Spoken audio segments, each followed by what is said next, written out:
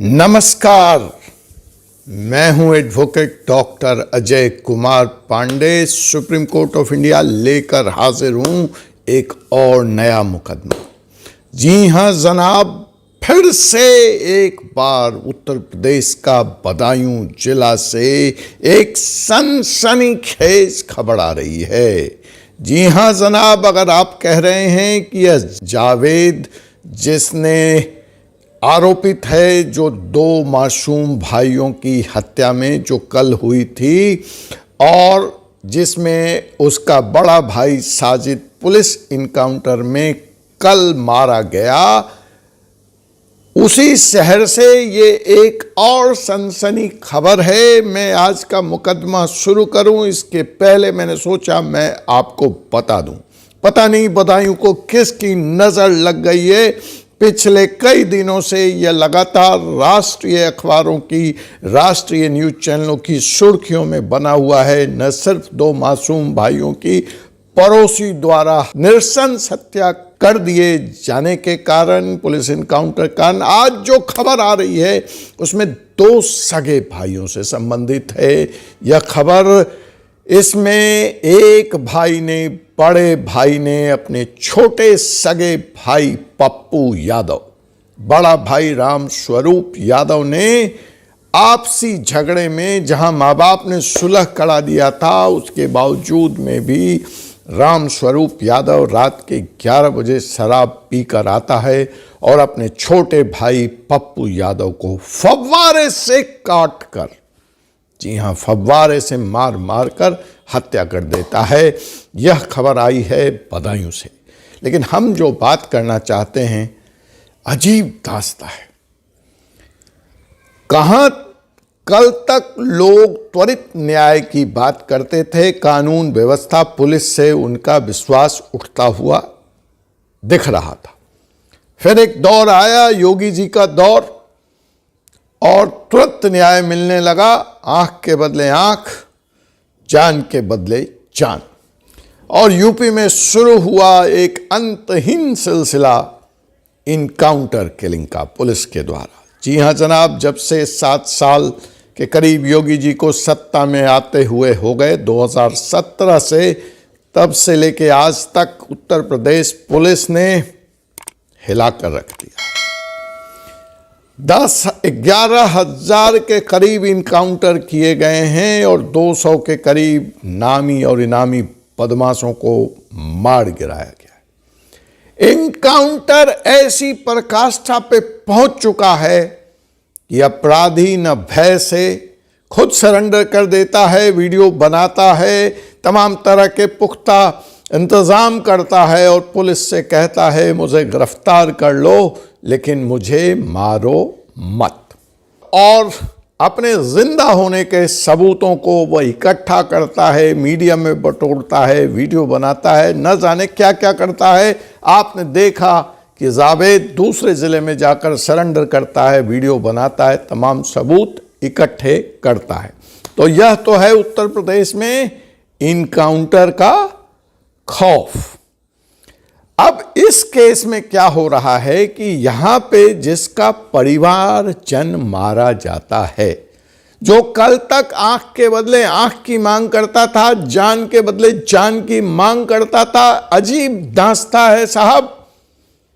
जिसका आदमी मारा गया है, जिसका बच्चा मारा गया है, हां, मैं उसी बदायूं के विनोद कुमार जी की बात कर रहा हूं, जिनके 2 मासूम बच्चे की हत्या जावेद और उसके बड़े भाई साजिद के द्वारा की गई है। मैं बताऊंगा ये हत्या सिर्फ इसलिए नृशंस नहीं है कि उनको बड़े क्रूरता से मारा गया है, लेकिन हत्या से पूर्व ये जावेद और साजिद इन बच्चों अहान की मां संगीता के पास आते हैं, उससे हेयर पिन खरीदने का बहाना करते हैं, 5,000 रुपये कर्ज मांगते हैं, यह कह के कि मेरी पत्नी गर्भवती है, मुझे उसको दिखाना है। और संगीता जी जिनके बच्चे मारे गए हैं, उन्हें पता नहीं था कि अब से चंद मिनट के बाद वह एक ऐसे व्यक्ति की मदद कर रही हैं इंसानियत के नाम पे, जो उनके बच्चों की नृशंस हत्या उनके ही घर के छत पर करने जा रहा है। तो उन्होंने उसको न सिर्फ 5,000 रुपये दिए, लेकिन उसी इंसानियत के तकाजा के तहत उसको चाय भी पिलाई, और उसके बाद वो कामों में लग गई और ये हत्यारे पहुंच गए तीनों बच्चों पीयूष, आहान और आयुष को लेकर छत पर। पीयूष को पानी लाने भेज दिया गया, और जब तक पीयूष पानी लेकर आता, 7 वर्षीय पीयूष जो अब इस घटना का चश्मदीद गवाह है, तब तक उसके दोनों भाइयों को हमेशा हमेशा के लिए मौत की नींद सुला दिया गया था। पीयूष पे भी हमला हुआ, पीयूष ने भी अपनी एक अंगुली गंवाई है इस घटने में। ये सारी बातें आप खबरों में देख चुके हैं। मैं जो आज चर्चा करने जा रहा हूं कि ये इनकाउंटर हमें कहां तक ले गया और कहां तक ले जाएगा, मैं उसकी कानूनी चैनल है इसलिए वहीं तक अपने को सीमित रखूंगा, बाकी चीजें आप मीडिया पे देख ही रहे हैं। तो जी हां जनाब, इस बार बड़ा उल्टा हुआ है कि जो बच्चे मारे गए उनके पिता का नाम है विनोद। तो विनोद जी जो हैं वो इस बार प्रधानमंत्री नरेंद्र मोदी से और योगी जी से गुहार लगा रहे। इस बार यह गुहार न्याय के लिए नहीं है। वो कहते हैं मैं पुलिसिया कार्रवाई से संतुष्ट हूं। फिर काहे को आप मोदी जी को पुकार रहे हैं विनोद जी इस दुख की घड़ी में? यही तो मैं बता रहा हूं इस चैनल में। चैनल को सब्सक्राइब कर लीजिए और बेल आइकन बटन भी दबा लीजिए। तो विनोद जी इस बार गुहार लगा रहे हैं, और वो भी किसके लिए? अपने बच्चे के लिए नहीं, अपने न्याय के लिए नहीं, वो गुहार लगा रहे हैं अपने बच्चे के आरोपित हत्यारे जावेद के जान माल की सुरक्षा के लिए। है ना अजीब दास्तां, जिसने अपना, अब तक हमने यही देखा है कि जो अपना आदमी खोता है वह त्वरित न्याय की बात करता है, वह पुलिस पे आरोप लगाता है कि उसके साथ न्याय नहीं हो रहा है। यहां पे उल्टी गंगा बह रही है।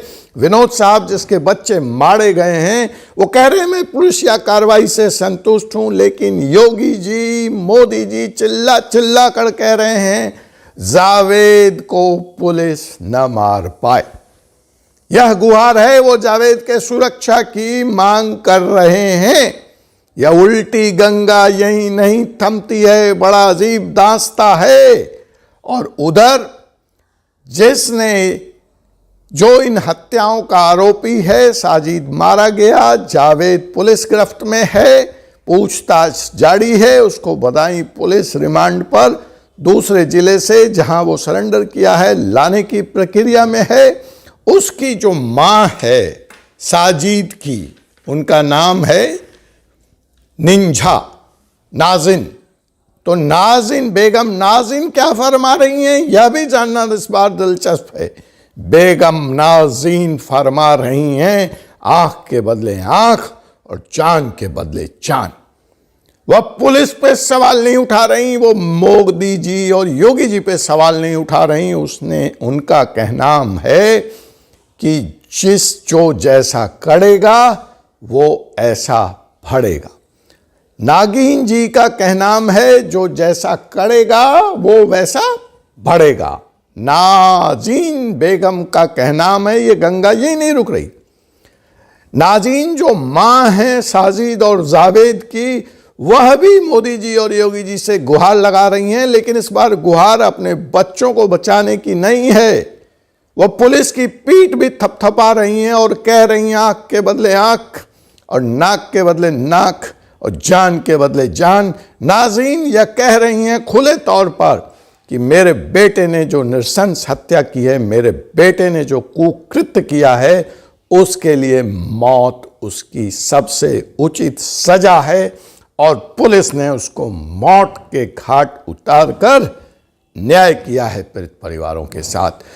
तो मैं बता रहा हूं कि इनकाउंटर ने कैसे स्थितियों को चेंज कर दिया है बदायूं में, कि मरने वाले का परिवार तो जान बचाने की अपील कर रहा है, रहम मांग रहा है। उधर उसका परिवार जो आरोपित है हत्या का, वो कह रहा है कि इनकाउंटर ठीक सजा है, उसके कुकृत्यों की सजा उसको मिलनी चाहिए थी और पुलिस ने उसको मारकर अच्छा किया है। अब देखना है मोदी जी और योगी जी किसकी फरियाद सुनते हैं, क्या न्याय देते हैं, कानून क्या अपना काम करती है। हमारे आज के इस कहानी के विषय के द्वारा मैं आपको इनकाउंटर की कुछ तफसील खबरें देना चाहता हूं, इनकाउंटर पे बातें करना चाहता हूं। इनकाउंटर की यह जो परिपाटी है, वैसे तो ये पाकिस्तान के सिंध प्रांत से शुरू होती है, जहां कि पुलिस इस तरह के क्राइम के लिए जानी जाती है। यह मैं बता दूं, न्याय का यह तरीका उचित नहीं है, कानून इसको मान्यता नहीं देता है, लेकिन जनता के बीच में यह त्वरित न्याय के नाम पर लोकप्रिय है। चाहे हैदराबाद में पुलिस द्वारा एक बलात्कार के आरोपी को मारे जाने की बात हो, या यूपी में जब से योगी सरकार आई है 11,000 से ज़्यादा इनकाउंटर किए गए हैं, 200 से ज़्यादा नामजद अपराधी इनकाउंटर में मार गिराए गए हैं। जनता ताली बजा रही है, लेकिन कानून इसकी इजाज़त नहीं देता। जो कुछ पिछले सिर्फ 2 साल में 103 से ज़्यादा इनकाउंटर यूपी में किए गए हैं। दिलचस्प बात तो यह है कि हर इनकाउंटर में पुलिस का तर्क यह होता है कि बदमाश ने पुलिस पर हमला किया और अपने बचाव में पुलिस ने फायर किया, और उसमें वह बदमाश, आरोपित बदमाश, वह इनामी बदमाश ढेर कर दिया गया। पुलिस इसके बदले कैश इनाम भी लेती है, प्रमोशन भी लेती है, लेकिन मुझे एक सवाल यहाँ पर पूछना है इन इनकाउंटर स्पेशलिस्ट से। 2 सवाल है कि ये कैसा इनकाउंटर होता है जिसमें सिर्फ बदमाश ही मारा जाता है, पुलिस वालों को कुछ नहीं होता। तो ये जो 11,000 का आंकड़ा है, जहां हम इस मुठभेड़ की बात करते हैं जिसमें ये बदमाशों के साथ इनकाउंटर हुआ और 200 से ऊपर बदमाश मार गिराए गए, कुछ घायल हुए, कुछ पकड़े गए, उसमें सिर्फ आंकड़ों के हिसाब से अब तक 5 पुलिस वालों को चोटें आई। तो ये bullet proof mechanism UP police का जानने लायक है, समझने लायक है। जो दूसरी बड़ी बात है कि आपको हर राज्यों में, दिल्ली, मुंबई, हाँ, यहाँ चलते चलते बूझ गया कि इसकी शुरुआत तो सिंध प्रांत से, पाकिस्तान से होती है इनकाउंटर की, लेकिन जो इसका व्यापक प्रयोग है वह 90 के दशक में सबसे पहले मुंबई पुलिस में हुआ। 10 साल 1990 से लेकर 2000 तक इनकाउंटर का सिलसिला चला, मुंबई के माफिया वर्ल्ड को ख़त्म करने के लिए, मुंबई के अंडरवर्ल्ड को ख़त्म करने के लिए। और इसमें जो हीरो के तौर पर, इनकाउंटर स्पेशलिस्ट के तौर पर मुंबई महाराष्ट्र पुलिस के जांबाज इंस्पेक्टर उभरे, उनका नाम है प्रदीप शर्मा जी। प्रदीप शर्मा जी ने अपने कार्यकाल में 300 से ज़्यादा इनकाउंटर किए हैं। तो उसी तरह से उत्तर प्रदेश में भी जब हम आते हैं और इन 11,000 इनकाउंटर की डिटेल्स में जाते हैं, तफसील में जाते हैं, तो हम देखते हैं कि उत्तर प्रदेश, जिसमें मेरठ नंबर 1 पर है फिलहाल, जहां सबसे ज़्यादा जिले के तौर पर सबसे ज़्यादा इनकाउंटर हुए हैं, हमेशा इस इनकाउंटर में 2, 4, 5 चेहरे ही हैं जो हीरो बनते हैं, यही इनकाउंटर करते हैं। तो ये 2 सवाल कि ये कैसा इनकाउंटर है जिसमें इनकाउंटर करने वाला पुलिस प्रदीप शर्मा के रोल में होता है, जो अकेले 300 बदमाशों को मार गिराते हैं, उन्हें एक गोली छू कर भी नहीं निकलती, उनको एक खरोंच नहीं लगता। और उसी तरह से उत्तर प्रदेश के इस 11,000 इनकाउंटर के पीछे भी चंद ही पुलिस अफसर हैं। यह दूसरा सवाल है जिसका उत्तर आप जनता को, आप चैनल देखने वालों को पूछना है। मैं इनकाउंटर पर लेके आऊंगा आज ही संडे, इसी संडे एक विशेष श्रृंखला। इनकाउंटर की यह दास्तां बदायूं में हुई, इसलिए जावेद को नहीं मारा जाएगा इनकाउंटर में। साजिद को क्यों मारा गया? विनोद शर्मा ही क्यों? विनोद जो 2 पुत्रों के पिता हैं जिनकी हत्या कर दी गई, वो आज जावेद को बचाने की गुहार क्यों लगा रहे हैं? विनोद जी का यह कहना है कि वो गुहार इसलिए लगाना चाह रहे हैं क्योंकि वह जानना चाहते हैं कि षड्यंत्र में और कौन कौन शामिल है। आखिर उनकी किसी से कोई दुश्मनी नहीं थी, उनके बच्चों को, तीनों बच्चों को एक साथ क्यों टारगेट किया गया? क्या किसी रिश्तेदार की तो कारस्तानी नहीं है, किसी प्रॉपर्टी का तो विवाद नहीं है? वो कहते हैं इस सच्चाई को तह तक जाने का एकमात्र सूत्र अब जो बचा है वह जावेद है, इसलिए उसका सुरक्षित होना बहुत जरूरी है। इसलिए वो न सिर्फ योगी जी बल्कि मोदी जी और राष्ट्रपति द्रौपदी मुर्मू जी से भी गुहार लगाकर उसके सुरक्षा के, उसके जान के बचाने की गुहार लगा रहे।